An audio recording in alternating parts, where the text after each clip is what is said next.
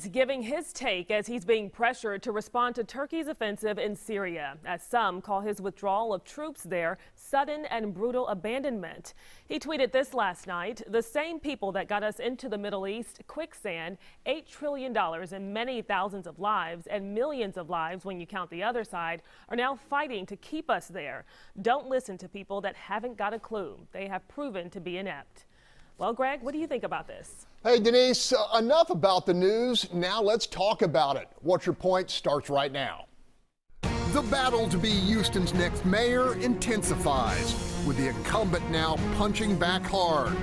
Who will voters believe as the character of top candidates comes under attack?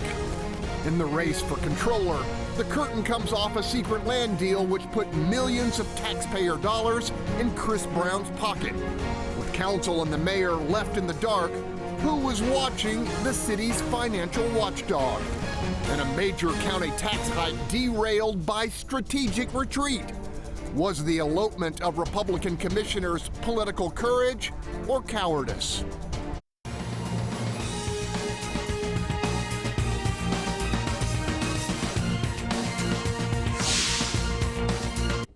I'm Greg Groogan, and welcome to What's Your Point, where our panelists call it like they see it. Let's greet them. Starting us off, legendary reporter turned investigative media consultant Wayne Dolcefino. Next up, legal analyst and well-known Houston attorney Carmen Roe. In the three spot, Charles Blain, leader of the advocacy group Urban Reform. Batting cleanup, longtime Fox 26 legal and political analyst Chris Tritico. Next up, conservative attorney and Second Amendment expert Michele Maples. And closing us out on the hot corner, writer, educator, and radio host Antonio Diaz. Let's begin. 23 days until Houstonians make their call on who will run this city. The choice at hand: keep the current leadership of Sylvester Turner or move in a much different direction. With plenty of voters still undecided, we can fully expect in these final 23 days a heavy portion of full contact politics. March 31st, 2016, Tony Busby arrested for drunk driving. The district attorney personally dismisses the case, and Busby's record is expunged almost immediately. The DA?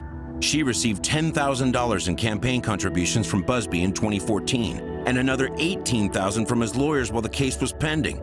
Tony Busby is one of Donald Trump's biggest donors, and just like Trump, he's trying to buy his way into power. Follow the money, and don't let Tony Busby buy City Hall. That shot fired by incumbent Sylvester Turner was fully expected and comes in response to Tony Busby's own scorched earth campaign targeting alleged pay-to-play patronage by the mayor, benefiting many of his biggest campaign donors. On a second front, the mayor was doing his best to distance himself from that controversial $95,000 a year internship created and filled without competition, while most city departments were under a hiring freeze. With regards to the position, not created by me, created by the airport, and in collaboration with the Chief of Development Officer, the pay, not determined. I had nothing to do with the pay. Mayor Turner says his relationship with intern Marvin Agumagu was the same as with other city employees. Okay, gang, let's talk about this mayor's race. Wayne Dolcefino, what do you think of Mayor Turner's shot at Busby? All right, well, I want to talk about that. I also like to talk about Agumagu at some point. So the shot at Busby, look, first of all, it is illegal for an officer like Mayor Turner to expose someone whose case was expunged. That's just whining, right? It's a fair shot. Okay, Tony Busby goes out and parties and he made a mistake, whatever, okay? I don't think that really resonates with Busby voters. And I'm not sure the pay-to-play stuff resonates with the mayor's voters. I will tell you that one thing I've always enjoyed about Mayor Turner, he could look in the camera with a straight face and bald-faced tell you something that we all know is not true. Okay, what do you want to say about Agumagu? Well, it's Agumagu. Look, I get it. There's 100 pictures of those guys. They're buddies, right? He claimed he didn't know them, whatever. Claimed he had nothing to do with the job. Give me a break. Look, I have a company. People send me resumes that are impressive all the time. I don't say to my number 2, Kelsey, hey, Kelsey, create a job, make it $95,000 a year for this person because their resume was so good, I have to have them. That is nonsense, and that is something that every single person knows. When they see the pictures of them, when they remember the mayor said he didn't know who he was, he had days to correct it before the Channel 2 story and didn't correct it, give me a break. Okay, surprise, surprise, the Chronicle editorial board said this is not a big deal. Chris Tritico, but you bought their argument, right? Well, you know, the way the Chronicle wrote it, it seemed to make sense. But let's talk about Busby first. I want to talk about that. You know, Wayne says it's illegal to expose an expunged case. That case is everywhere. The mayor's not talking about something that wasn't already out in the media, and the expungement was already out in the media. So he's not talking about anything that's a big secret.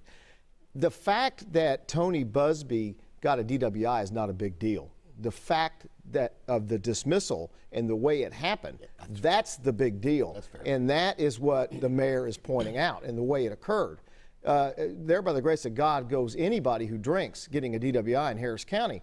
But the way that occurred and the way that then DA dismissed it is what the mayor is talking about. And this thing with I can't even say his name. Marvin. Yeah, Marvin.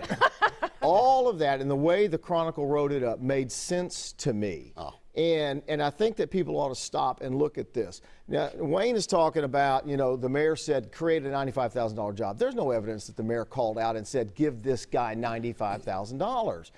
I haven't seen anything of that sort. And so I think we have to stop and say, let's see what the true evidence is before we say, Mayor, you're lying. Michele Maples, your take. Well, there's an email chain. There's an email from Agumagu. Don't ask me to spell it, but that's how you say it, Chris. Agumagu saying, here is my resume. Mayor Turner requested that I send you my resume, and then poof, there is a $95,000 internship. That never happened to me, I'll tell you that right now. And then with regards to the whole Busby thing, Chris, I agree with you. It is sort of fishy that the elected DA was the one who personally dismissed this case. Now, I'm not in the criminal courthouse every day. I doubt that happens very often, if ever. Does that happen? However, with that said, I don't think Busby supporters care. There are lots of people with DWIs. There's lots of people who make mistakes. But this is fun. This home stretch is going to get a little dirty. Okay, Carmen, need your take on this. If you don't like what they're talking about, you change the conversation. That's something that Sylvester Turner and his camp have consistently employed as a strategy, and that's what we're doing when we talk about DWIs from 2016. This was a big deal. I agree with Chris, but it was 3 years ago. We're talking about something that may or may not affect who he is today regarding his drinking or regarding anything else that had to do with that case. Everything that we're talking about with Sylvester is continuous, it's ongoing, it's today. It's yesterday, and it's in the future, and it's something that he doesn't respond to directly, specifically regarding the mountain of evidence that I think it was Channel 2 put together that was unbelievably shocking in the amount that was there and how much it revealed about his relationship with Agumagu, as well as his role in this job. Charles Blain, take a minute, because I want to save time for Tony. You follow this closely. Yeah, so I definitely agree with Carmen. So we're looking at something that was 3-4 years ago, contributions that may have been made, some of the contributions made before the DUI. So what you're going to blame those previous contributions, or you know, not blame, but say that those previous contributions were, you know, given with the intent of him getting out of some sort of future trouble. I mean, it's just a weird argument. And really, I think the bottom line of that attack ad is he's trying to shame him for a DUI, which a lot of people have gone through. And it's a really, I mean, 23 days out, we're really at that gutter form of politics now where he's trying to use that. Now, to the Agumagu thing, I also agree with Carmen, because we see this repetitiveness with Turner when it comes to this corruption or appearance of corruption, and we continue to see these same people who have been in his past, who have been involved in shady deals, who are there today, and the same behavior that was in the past today. So that's what we need to be talking about. He's the incumbent mayor. He has yet to answer for a lot of things that he's been accused of, but yet he's trying to shift the conversation to talk about something that happened 3-4 years ago. Okay, I got to point out, though, you know, the mayor takes a lot of heat for his big contributors getting contracts and money greasing the way. I mean, there's an argument to be made that Tony Busby greased the way for a good outcome of his DWI. Okay, Tony, take it away. Well, I mean, I think people were waiting for the mayor to punch back, and we've got a political street fight on our hands. But I think that actually favors the incumbent mayor because he's been scrapping. I got a feeling that the day he set foot on Harvard Square, you know, Kid from Maker's Homes, and a place that he's doesn't feel welcome or familiar with, he's been scrapping. He's been scrapping at the legislature. I think it also turns off voters because it looks like politics as usual, and I think a low turnout favors the incumbent. What I would like to see with people shift gears, I want to know exactly what they're going to do about flooding, which they've done low key. I want to know what they're going to do for Latinos. I don't feel any other candidates have appealed directly to Latinos. All of their social media games are terrible. None of them have any social media games. So not going to new voters or young voters, that's the election I want to see. Okay, we're going to follow it. When we come back, a war of words underway as the governor claws back control of billions in federal flood relief earmarked for Houston. Is the oversight justified or just partisan politics? Stay with us. Welcome back. Complicating Mayor Sylvester Turner's bid for re-election was the breakout of a verbal gun battle with none other than Texas Governor Greg Abbott. Last week, as we reported, the governor clawed back control of $4 billion federal dollars for Harvey relief, citing the lack of progress rebuilding flood-damaged homes. Turner called Abbott's move a politically motivated, quote, money grab, sparking the governor's team to threaten a complete audit of the city's Harvey relief efforts to date. Mayoral challenger Bill King jumped in, claiming, quote, Turner is incapable of managing this process. One can't help but wonder if Turner's gift of more than $6 million of Houston Harvey funds to his former law partner was the straw that broke the camel's back with the state. I'm turning to Charles Blain. What's your take on this? Yeah, so it's funny he calls it a money grab as if it's his money that the governor is grabbing. I mean, it's our money, and we've seen 10 people who have been helped from the flood recovery dollars, whereas the GLO has helped, I think, rebuild 1,400 homes, 1,600 apartments. Clearly, they're doing something right. So I'm begging the governor to come in and audit. I'm begging him to do better work with this recovery money, but there is still a need for transparency and accountability on the state level. So I'd like to see some more transparency there in terms of where the money's going to go once he takes it and starts allocating it, to make sure that these Houston dollars continue to go to Houston rather than regional projects or elsewhere. So I think we need accountability on the state level, but I'm glad to see this. Chris, about 30 seconds. This is a political play by the governor to manage the mayoral race. There's no question about that, but it's not a money grab. It's just that I think this is where the mayor truly has dropped the ball. It's been how long? But the governor waits until right before the mayoral election to come in. Pure politics. How do you see it, Wayne Dolcefino? Well, look, I'm proud to live in a city where HISD is so screwed up, the government's going to have to take over from the state, and our city has misused Harvey funds so badly that the governor may have to come in and take over. Hello, folks, wake up. Look, I'm one of the few people that actually have looked at the invoices from this Hurricane Harvey home repair nonsense. First of all, they spent a bucket load of money trying to solicit hurricane victims as if we didn't know where they were. Right? They were charging $100 an hour to make a phone call to set up appointments, right? We got the mayor's former law partner on this thing, and the mayor goes, well, look, I didn't pick him. Look, are we stupid? Are we naive? Do we think this company said, gee, the best guy to do title searches is the former law partner of the mayor because there are 1,000 other minority lawyers that can do it? Give me a break. Okay, Tony. A lot of the people you advocate for are the folks on the outside looking in right now, 2 years after Harvey, and they're no better off. I mean, what's your take on this? Well, if folks had their houses wrecked by Harvey and their houses have still not been fixed, they don't care if you're Democrat or Republican. That's right. They're blaming all of them. That's right. Up and down the list. So if I was, and let's politicize it a little bit. If I was the Democrats with city and county, I'd get a task force.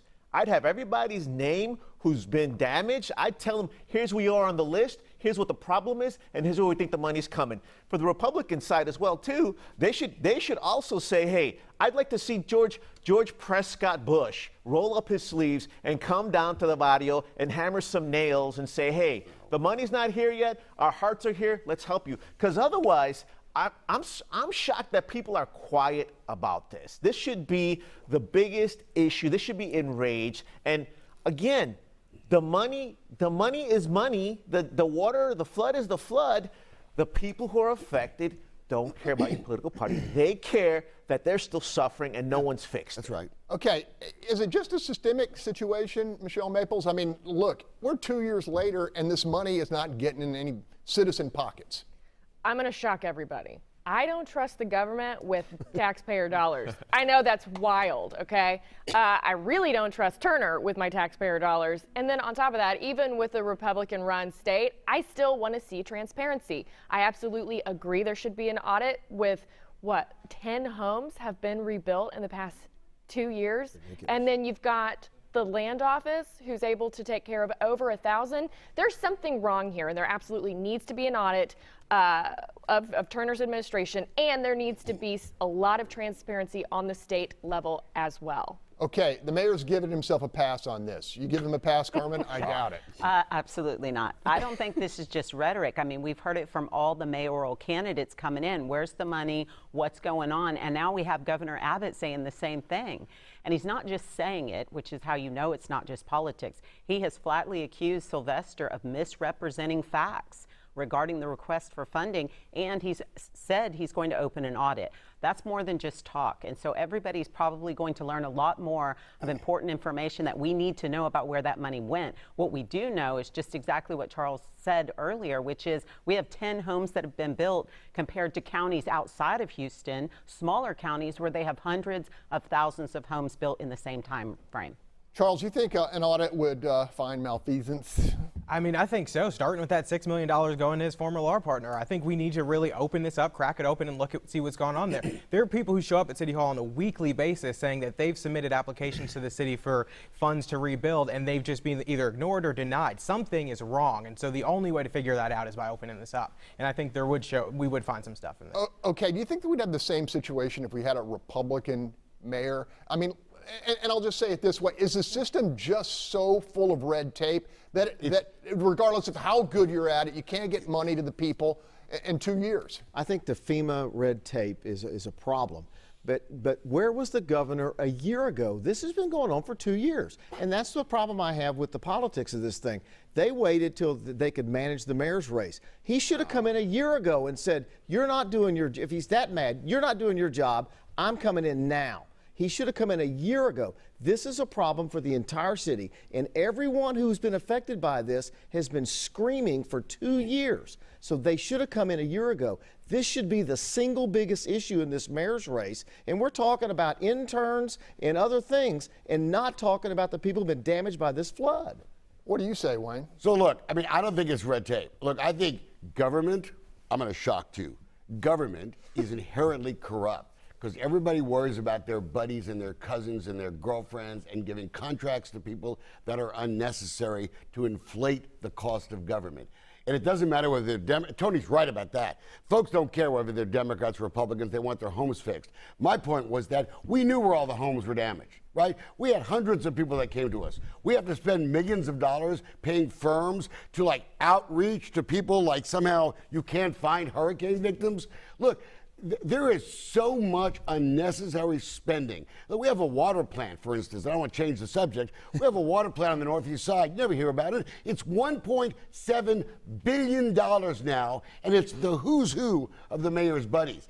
We need to wake up that all across this town, we are inflating contracts. We have an inspector general that is I don't even know if the guy's alive, right? We have a legal department I wouldn't trust, right, to do my will. I mean, we got to stop this nonsense. Okay, we're going to leave it right there. Still to come, a resounding rejection of Houston's fire chief by rank-and-file first responders. Are firefighter grievances legit, or is it just bare-knuckle politics? Our panel dives in after the break. As if what we've talked about so far wasn't enough, there was even more vitriol this week surrounding city leadership. Fire Chief Sam Pena was the target of a no-confidence vote by the Houston Professional Firefighters Union. Pena lost badly, with more than 3,000 of the roughly 4,000 members expressing their displeasure. Among the key grievances, Pena's opposition to pay parity with police, Pena's push for reduction in shifts, and the continuing decline of the firefighting fleet. Pena responded that he'd accomplished more in 2 years than his predecessors had in 20. Now, our Jonathan Martin had an exclusive interview with the chief just last week. So why is it that so many of your firefighters, if you've done all of those things, they don't have confidence in you? Well, look, it's always challenging when your team doesn't have all the facts. And so on that, I take ownership. You know, it's obvious that I haven't communicated enough. Of course, many see this no confidence vote as an indirect attack on the mayor, who again voiced his support of the chief. Tony, you like Sam Pena. I like Sam Pena, but is he doing a good job? Well, he's beloved in the Latino community because even before the election, he was out there among the folks. But let's get something straight. I'm pro-union. I'm a member of the AFT, so union can do what unions do, which is fine. However, what we can do too is support Chief Pena, because I've heard his counter rebuttal. I believe it. I'm also a proud member of LULAC Council 60. Our president, El Castillo, watches. Shout out to him. But I'm hoping Chief Pena comes to our council, gives his side of the story, because I would love for LULAC Council 60 to give a vote of maximum confidence for Chief Pena. Carmen Roe, your take. I'm with Tony Busby. I don't think he can lead the firefighters if this vote of confidence comes in with these numbers. I mean, the majority of firefighters are not following him, and make no mistake why that is. You can talk about the numbers and what he's doing as far as financially, but he doesn't support pay parity. He doesn't support this idea that the majority of citizens do, that firefighters deserve to be paid the same wage as law enforcement officers. People who go out and risk their lives for the community members here should not be qualified in this way, certainly not by the chief. Okay, got to leave it there. Up next, the firefighter's choice to lead this city is Councilman Dwight Boykins. And on this morning, he's in our hot seat trying to convince the rest of you. So stay with us. What's your point? We'll be right back. Welcome back. He's among the top contenders looking to dislodge Mayor Sylvester Turner from City Hall. Well regarded in District D and supported by 3,000 plus firefighters, Dwight Boykins is back in the hot seat to make his case for change come November 5th. Councilman, welcome back. Welcome, and let's go Astros. All right. Let's start with that no confidence vote by the firefighters. Given your history of battling the administration over pay parity and the threat of firefighter layoffs, I'm guessing you agree with the union on this.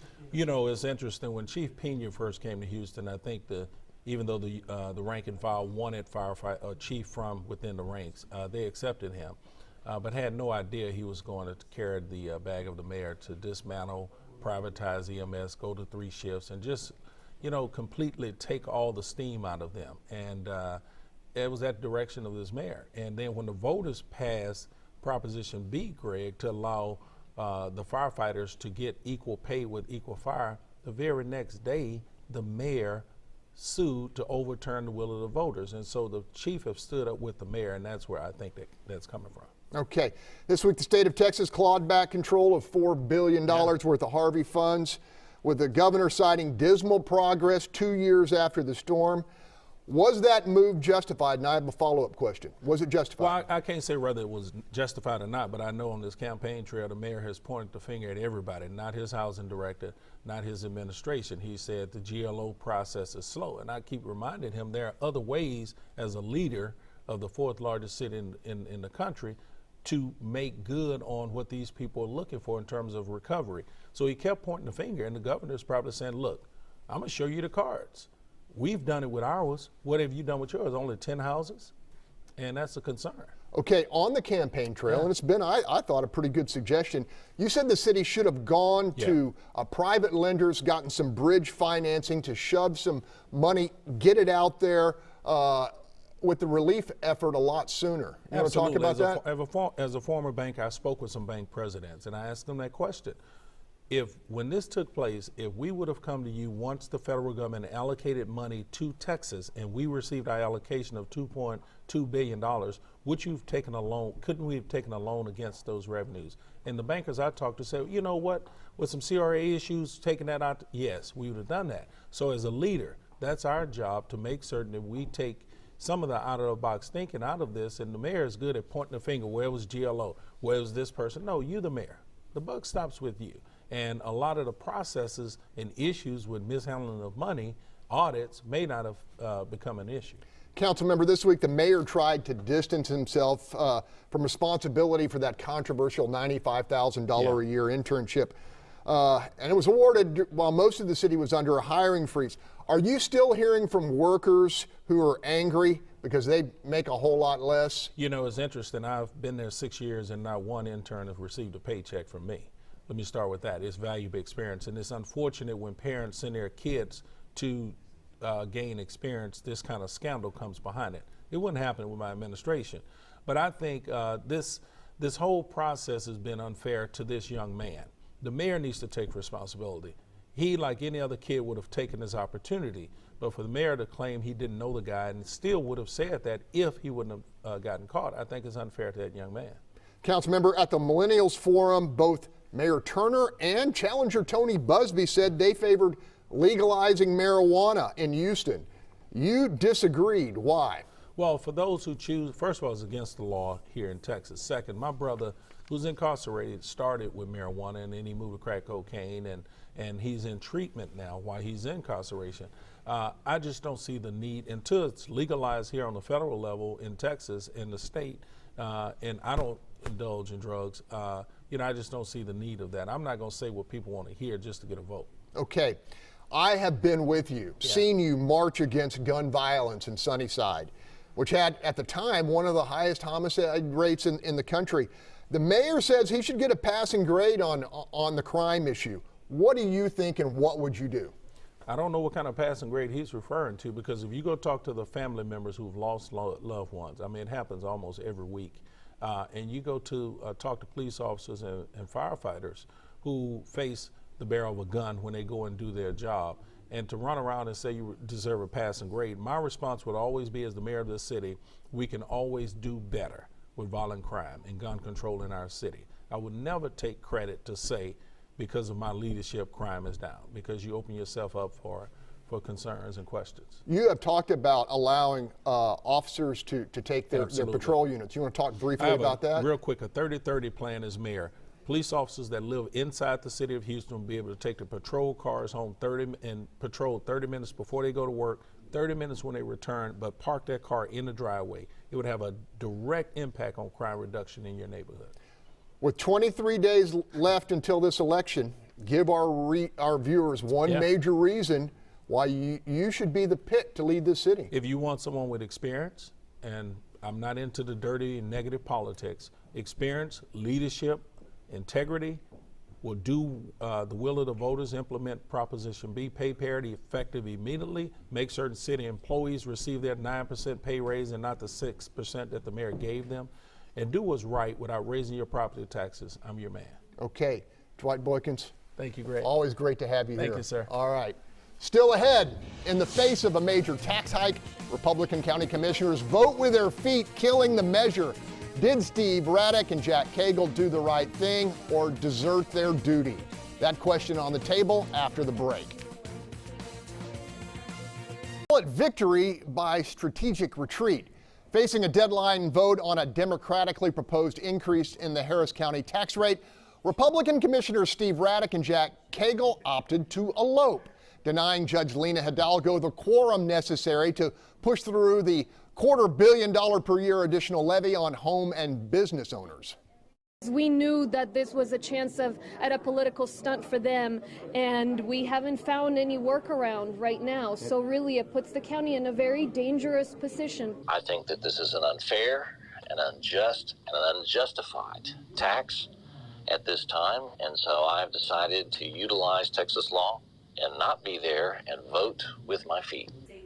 With the state-mandated deadline now passed, the Democratic majority will have to wait another year to try again. Democrats argued this first rate hike in 2 decades was necessary to create a rainy day fund and finance fixes for what they called years of underservice and neglect. The measure was billed as an 8% increase, but when coupled with rising valuations, experts say the actual hike would have been closer to 12%. Okay, Michele Maples, what do you make of this? Greg, did you get an 8% increase in your salary? Anybody in the room? 8 to 12% increase in their salary? No. Carmen did. Carmen may have. Well, she probably deserves it. Look, I am in Cagle's precinct, and I could not be happier with his decision to no-show. He will, if he decides to run again, he will absolutely get my vote because of this specific issue. Look, Judge Lena Hidalgo, you blew through your budget. You have so much money, you've got to make it work. That's how the rest of us live our lives. We've got our budget and we make it work within the budget. We don't get to go to the taxpayers to take more of their money. We're not getting 12% raises. You got to make it work, and I couldn't be prouder of Raddick and Cagle. Chris Tritico, I know you remember back, I think it was 2003, when Democrats left, they did the elopement deal. What's your read on this? Well, so yeah, it was the Republicans who just chastised the Democrats for leaving the state, so the Republicans couldn't vote on redistricting, and just chastised them all over the place. And now the Republicans are doing the same thing. But let's harken back when the county commissioners said they were going to do this. I said this is an unforced error. They shouldn't. The Democrats just took control of the county. They're going to raise taxes 8%. I think it was a mistake to do it, and so I'm not really going to jump all over this, because I don't think that the Democrats should be raising taxes this quickly. But I do agree that we need a rainy day fund, and we need to start paying attention to infrastructure issues quickly. Final word, Charles Blain, 20 seconds. So I disagree with Judge Hidalgo for calling this a political stunt. What is a stunt is her constant mischaracterization of state law and of this new property tax legislation. It doesn't tie their hands. It doesn't limit what they can bring in. They just have to ask voters for more, because government doesn't have money. It's our money. And so I also want to say 49% of Harris County renters are cost burdened, meaning they spend more than 30% of their income on rent. So Cagle and Raddick saved them. They saved flood victims. They saved people who can't afford it. The people who need it the most, they stood up for them when it mattered the most. Okay, we'll talk more about it later. When we come back, no one has battled longer or harder to control the rise of property taxes in Houston, Texas. State Senator Paul Bettencourt returns to our hot seat with what's certain to be a vigorous defense of the Harris County walkout. Stay with us. Welcome back. Long before he became an influential state senator, Paul Bettencourt was known in our community as the tax man. Earlier this year, he authored and passed legislation limiting local taxing entities to a 3.5% annual rate increase without going to voters for approval.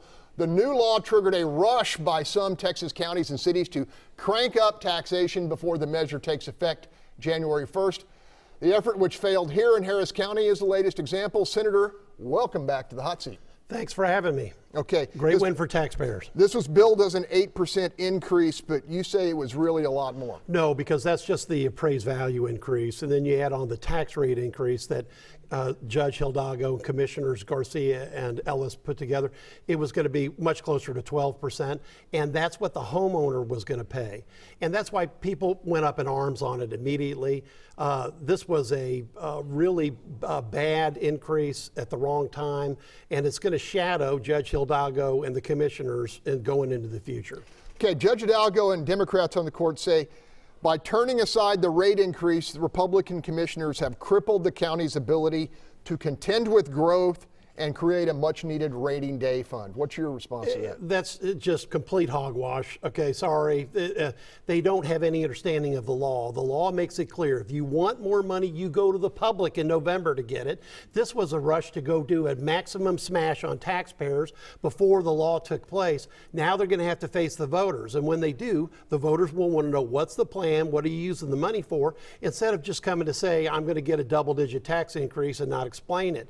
That's exactly why the law was passed, because everybody around the state is sick of rising property taxes. Bottom line in Harris County is you've got a cut in by Harris County, a cut from the city because of a voter-approved charter amendment, and the state cuts your ISD taxes. So for once, there's going to be some treats in the tax bill instead of a lump of coal. What do you make of local governments, trying to crank up their rates ahead of the deadline? It's a preposterous public policy position.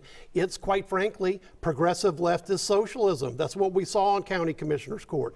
Raddick and Cagle should be commended. They follow the law, and the law has been clear since 1983 that you need 4 commissioners to vote on a tax rate. The Democrat majority should have understood that, and they thought that the Republican commissioner was going to blink. They didn't, and now the Republican commissioners are heroes, not just to their base, but to independents, to Democrats, to everybody paying those tax bills, because no one gets a 12% increase a year, except Harris County government tried, and now they failed. You're aware of Harris County's fiscal condition.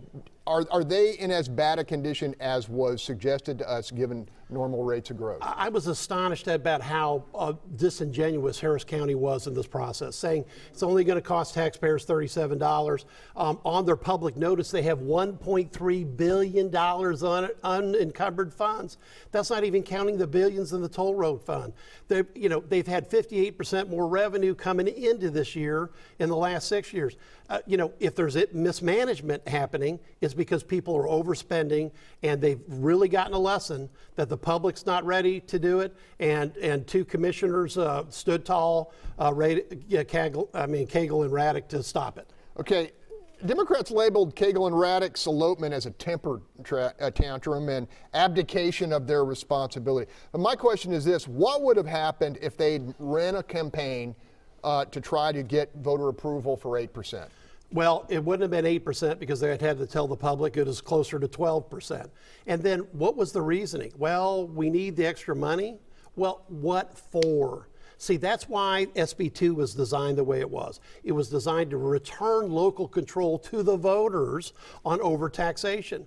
And what would happen next year in 2020 is that they try this stunt again, and it was a political stunt, Judge Hidalgo. It just wasn't, the Republicans doing it.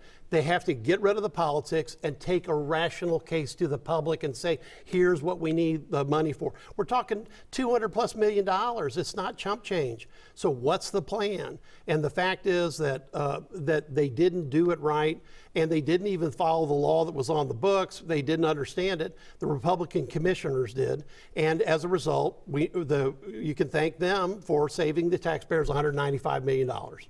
Senator Bettencourt, thanks for taking the hot seat. It's always good to have you. Be back next year when they take it to the voters. Let's hope they do. And we'll have you back.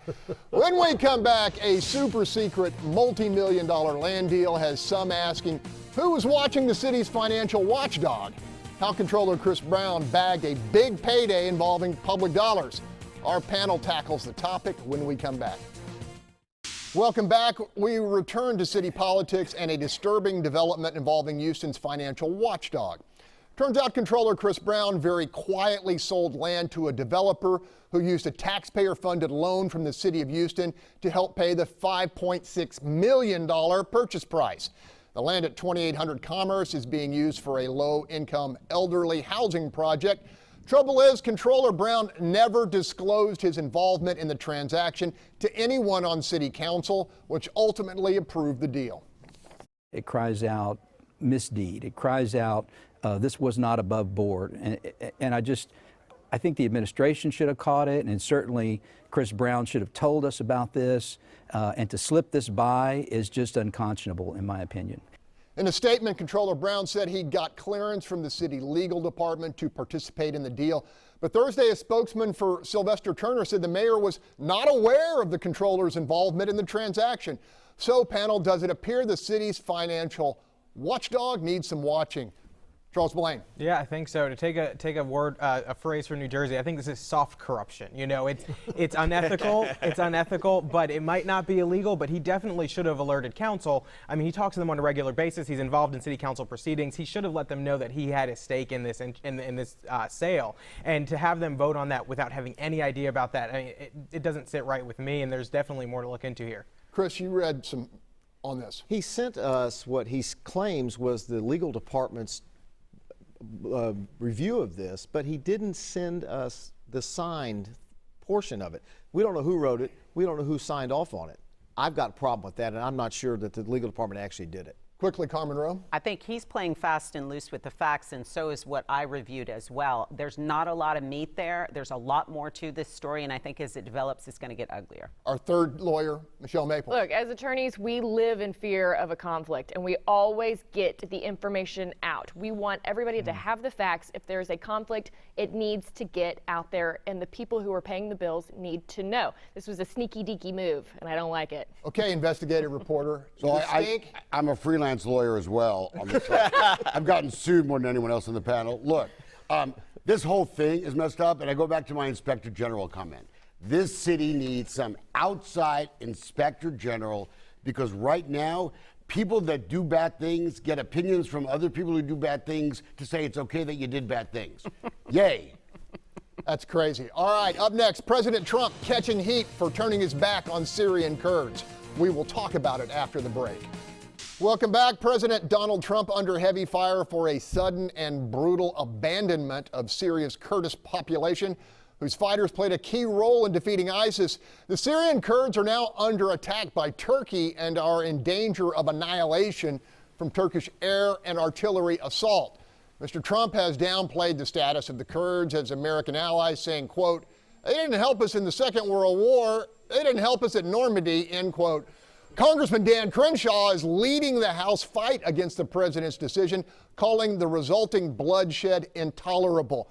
Tony, what do you think? I'm not used to being on the same side of an issue as Dan Crenshaw, but he's right. And he's been warning the president and the administration to avoid this blunder, and it's happening already. So even this morning, there's reports from the Associated Press of humanitarian violations, including the execution of bound prisoners.